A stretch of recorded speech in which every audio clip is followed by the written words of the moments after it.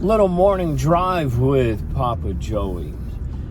Today, I want to talk about a conversation I had with somebody a few days back, saying that I don't think in today's world, if I would have been able to get sober like I did back in 1992, and what I mean by that is with all this noise going on, and everybody is in everybody's business, I just think it's a lot harder for somebody to focus on the important things in their life, like if you're struggling with alcohol or drugs, getting sober and staying sober.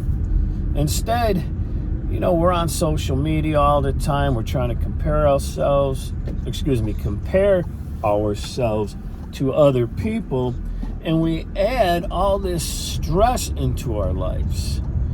And I think that's pretty tough for somebody who's really honest and wants to get sober, stay sober, of course. But every day, all this crap keeps coming at them. Now, I'm not saying that's an excuse to keep screwing up your life with alcohol or drugs. By no means am I saying that. But I can understand it being difficult.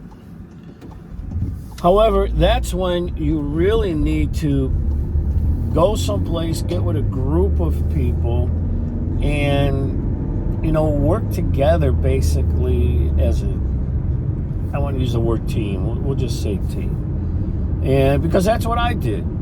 I've shared before. I went to AA. I think it's a great place for people to go to. Just recently, I watched a video with Brad Pitt talking about, he got sober, I want to say 6 or 7 years ago. I had no idea he had a drinking problem, but evidently he did. And he made a statement that he was, on his back, down and out because of his drinking. And then he got on his knees, and then he humbled himself. And a friend of his invited him to an AA meeting. He walked into the doors of AA and stayed sober. He said it was the best decision that he made. Just going to a men's meeting and hanging out and talking with other guys who basically were going through the same bullshit or went through the same bullshit as he went through. And, you take a guy like Brad, a very successful person, and he did what he had to do to get sober and stay sober in this crazy world. Now, if I think my world is crazy, I can only imagine what his world is like. And other people who have a lot of influence out there. So again, I can appreciate people having a tough time in today's world getting sober and staying sober. I also shared about people that I've watched on Facebook only being sober 10 days, and they're doing these posts about, look at me, I'm sober 10 days, and everybody congratulating and tune in, I'll keep you all posted, which is okay. I mean, if you're looking for a little accountability. But I think, and this is my personal opinion, I think most of it is people wanting the applause, the pat on the back. Look at me, I'm something great because I quit doing something bad for me. I never subscribed to that type of philosophy in my own life. I don't want people to pat me on the back because I'm not abusing alcohol anymore. I don't want people to pat me on the back because I'm not really an asshole anymore. I can be at times. I mean, don't get me wrong, but at least there's no alcohol in me, because when I had alcohol in me, have mercy, when I became a little obnoxious, I shouldn't say a little obnoxious, plenty obnoxious, just like this guy driving in front of me. My God, either turn or stay, get in the other lane. Anyway, see, this is a problem I have when I drive to work. So I get behind people who don't know how to drive. But anyways, so I can appreciate, is all I'm saying, struggling to get sober in today's world. My thought on that would be, if you are trying to get sober or you're staying sober, tune everything out. Stay off of social media for a while. Don't get hooked up with your political side. I think a lot of stress in today's world, mine including, until I finally said to myself a while ago, I don't give a shit anymore. You're going to have both political sides are going to be fighting no matter what. No matter if everything's good or if everything's bad, either side is going to be complaining about something, and it all boils down to power. So I don't want to deal with that shit anymore.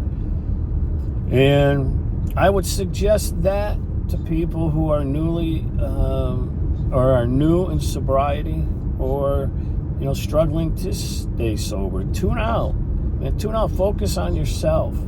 I was so thankful, man. Even though I was going through a divorce, within 2 months of my getting sober, my wife took off and took the kids, and I shared about that in different podcasts, and also that's in my book, Don't Drink or Use No Matter What and No Matter What. But all I could do at that time was day by day stay focused on, I'm not picking up a drink today no matter what, and I'm going to get some help.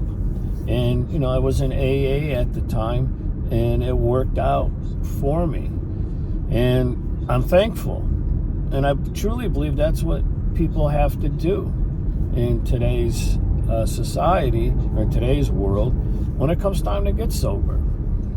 Tune out, focus just on yourself. Don't worry so much about what other people think. I know this one person's got some issues going on in their life, and one of their children, their daughter, is having some issues, and they're embarrassed of it. I'm like, what the hell are you embarrassed for? It's not you. It's, a family member. You can be hurting because of what they're doing, but don't be embarrassed of it. I mean, I have my own daughter who, lost the battle with drug addiction, lost her 5 years ago. And she knew everything that I was doing. She was proud of me for getting sober. She had times in her life where she stayed away from drugs, but for whatever reason, she decided to keep using, and unfortunately, it took her life. And it's painful. She was a great girl, but she kept on making a wrong decision. I was never embarrassed of her. I wanted to help her, and sometimes I tried the tough love routine, of course, but ultimately she always knew that she could count on me, and that I loved her. So guys or ladies out there, if you're struggling to stay sober or get sober and stay sober, get yourself some help. I'll say it again, walk into an AA room or an NA room, sit down, shut up, and just listen. It's not going to hurt you. Or find a church that has some type of recovery program, walk in there. Just say, hey, I need some help. Any type, if you really are bad, if you're hurting and there's a lot of medical issues and stuff, and if you can afford it, there's treatment centers out there. But if you go to a treatment center, you've got to remember that ultimately you are going to get out of that treatment center. So it's totally up to you.